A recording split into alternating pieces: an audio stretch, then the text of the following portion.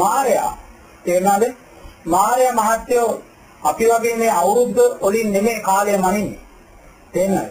මාරයා කාලය මනින්නේ මහත්යෝ කල්පවලින්. තේරෙනවද?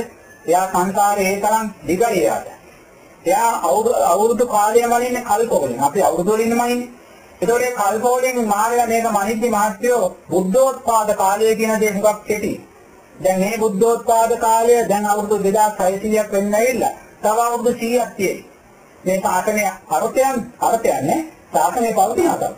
අර්ථයක් නෑ. චතුරාර්ය සත්‍යයක් නෑ. ආරෂ්ඨාංගික මාර්ගයක් ගැන පටිච්චසමුප්පාදයක් ගැන කියන්නේ නෑ. තේරෙනවද? ලෝකේ සැපයි කියලා කියන්නේ. හොඳට ඉගෙන ගන්න, හොඳට කන්න, හොඳට නාන්න, හොඳට ගෙවල් දොරවල් හදාගන්න මේ ජීවිතේ විඳින්න. ඕක තමයි තව අවුරුදු 50 100ක් ගියාට පස්සේ අපිට ඇහිම ධර්මයේ. චතුරාර්ය සත්‍යයක් අපිට ඇහින්නේ නෑ. ඒ කියන්නේ ධර්මයේ අර්ථය ගිලිගිලා යනවා. ආමුදුරෝ ඉන්නවා.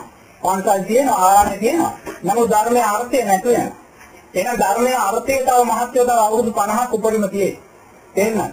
ඒකෝනේ මේක 2650යි මේ තිබිලා තියෙන්නේ. ඒ කියන්නේ මේ බුද්ධෝත්පාද කාලේ කියන දේවල් කෙටි. නේද? නමුත් මේ 2650 බුද්ධෝත්පාද කාලය කෙටි වුණාට අහවුරු වුණාට පස්සේ ලබන්නා වූ අති දීර්ඝ අබුද්ධෝත්පාද කාලය කල්ප ගණන් දිගනවා. අවුරුදු ලක්ෂ ගණන් දිගයි. තේරෙනවද? එතකොට මේ බුද්ධෝත්පාද කාලය කියන මේ පුංචි කාලේ අවුරුදු 2650 වෙනි කාලවල තුල මාය හැම වෙලාවම අපිව මේ දානය, සීලය, තෙරුවන් කෙරෙහි ශ්‍රද්ධාව, මෛත්‍රිය කියන කොටුකොල්ල කියනවා. එතන කොටුකොල්ල කියනවා. ඒකයි මේකත් මාර්ග ධර්මයක් වෙනවා. තේරෙනවද? කොටුකොල්ල කියනවා කියන්නේ මේව වඩන්න ඇරලා සක්කාය දිට්ඨිය වැඩෙන පැත්තට ඇරලා කියනවා. දැන් මහත්යගේ සාදුකාර දෙනවා කියන නේද? සාදුකාර දෙමින් පූජාවක් කියනවා. තේරෙනවද? බාහිර පොත්වල පරස්පරයක්ද තියෙන්නේ කියලා. සාදුකාර දෙමින් කතරගම්බිරියන්ට පූජාවක් කියනවා. සාදුකාර දෙමින් පොල් ගහනවා. තේරෙනවද? ඒකෝ දැන් මෙහෙමනේ සමාජ බහුතරයනේ නේ. ඒතකොට මේ මායя මෙතනනේ අපිව තියලා තියෙන්නේ. සම්මයි මේ තෙරුවන් කෙරේ ශ්‍රද්ධාව කියන තැන, සීලය කියන තැන, මෛත්‍රිය කියන දන් දෙමි අපි සක්කාය දිට්ඨිය වඩව ගන්නවා. මොකද මායя දන්නවා මහත්යෝ මෙතනින් අපිව බින්දෙවොත්. තේරෙනවද? මෙතනින් කැඩලා යන්න ඇරියොත් මේකෙන් ගැලවිලා යයි කියලා. තේරෙනවද? එනිසා මෙතනම මාන්නේ සකස් වෙන ආකාරයෙන්, සක්කාය දිට්ඨිය සකස් වෙන ආකාරයෙන්, මම ඉහළට යන ආකාරයෙන් මේක කර කර ඉන්නවා මේ 2600. තේරෙනවද? 2650 මේක කර කර ඉන්නවා. මේක කර කර ඉන්නරලා 2650 ඉවර වෙනකොටම මාර්යා දන්නවා යාටයි ලෝකයක් තියෙන කියලා. බුද්ධෝත්පාද කාලයේදී බුදුරජාණන් වහන්සේ ධර්මයේ ඒක ඉවර වෙච්ච තැනයි මාර්යාටයි ලෝකයයි ධර්මයටයි නෑ මහත්තයා. මාර්යාටයි.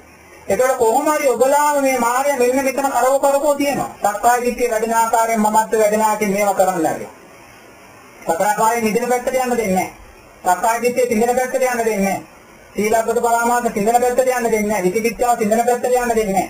මේ තුන කරකෝ තියෙනවා. මොකද මාර්යා දන්නවා අවුරුදු 2650 කියන්නේ එයාගේ කාලයත් එක්ක ගත්තාම පුංචි දෙයක් කියලා.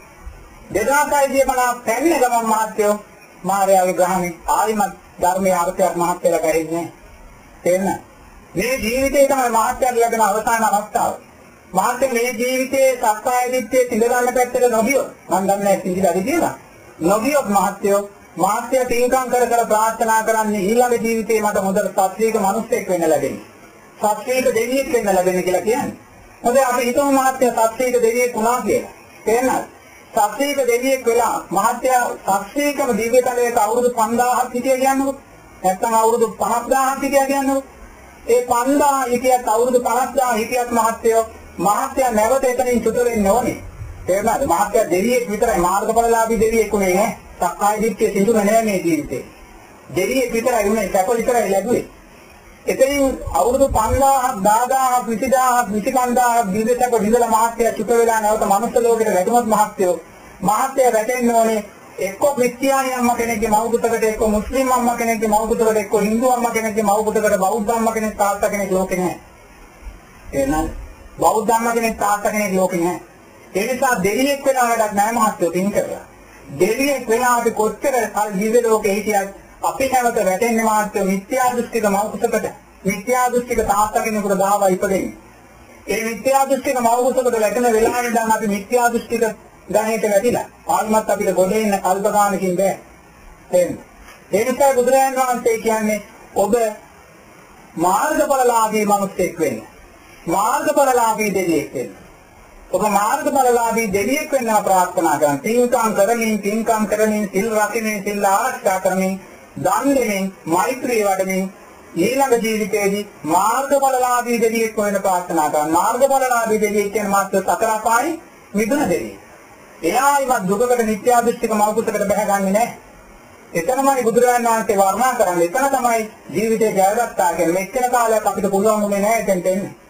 ඒ නිසා කරන පින්කම් වලින් හැම දෙයක්ම පෙරවන් කෙරෙහි ශ්‍රද්ධාව, සීලය, පංචපාදානස්කන්ධයේ අනිත්‍යභාවය කියන දේ සකස් වෙන්න ගොඩාක් ගන් දීම වැදගත් වෙනවා. තේරෙනවද? මගේ දේ අත්හරින්නේ දානය කුලින්.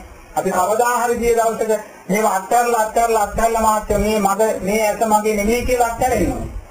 මේ ඇස නිසා සකස් වෙනා වූ පස්ස වේදනා සංඥා සංකාර විඥාන මට අයිති නැහැ කියලා අත්හැරෙනවා.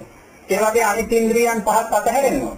ඒ නිසා සකස් වෙනා වූ පංච උපාදානස්කන්ධය මට අයිති නැහැ කියලා සකස් වෙනවා. ඒ නිසා මේ ඇහැ අත්හරින්න සකස් වෙන නම් මහත්යෝ අපි කොච්චර පුරුදු කරන්න ඕනද? නේ? ඒක මේක දානෙන්මයි අපි පුරුදු කරගන්නේ. දන් දීමෙන්මයි. අපිට තියෙන දේ අත්හැරීමෙන්මයි අපි පුරුදු කරන්නේ. ඒ පුරුද්ද අපිට පංච උපාදානස්කන්ධයේ අනිත්‍යභාවය දකින්නවා හේතු වෙනවා. නමුත් සෝවාන් ඵලයට යන්නේ එච්චර දුරට යන්න අවශ්‍ය නැහැ. ඒක ඉතර ගැඹුරු නෑ. මං ඉහාට යන්නේ අරියත් භාවය කියන තැනදී මං කිව්වේ. සෝවාන් ඵලයට යන්න එච්චර ගැඹුරට යන්න ඕනේ.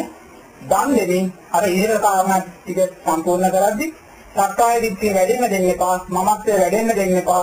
හැම වෙලාවෙම නිහතමානී වෙන්න. දන් දෙන්න තමන් නිහතමානී වෙන්න. නොදුන්න කෙනා බවටපත් වෙන්න. සිල් රකින්න තමන් සිල් නොරකින්න කෙනා බවටපත් වෙන්න. ඒවා ලෝකෙට පෙන්වන්න එපා. ඔබේ භව ගමනේ නිරෝධය උදෙසා ඔබ පෞද්ගලිකව සමිය උපයෝගී කරගන්න.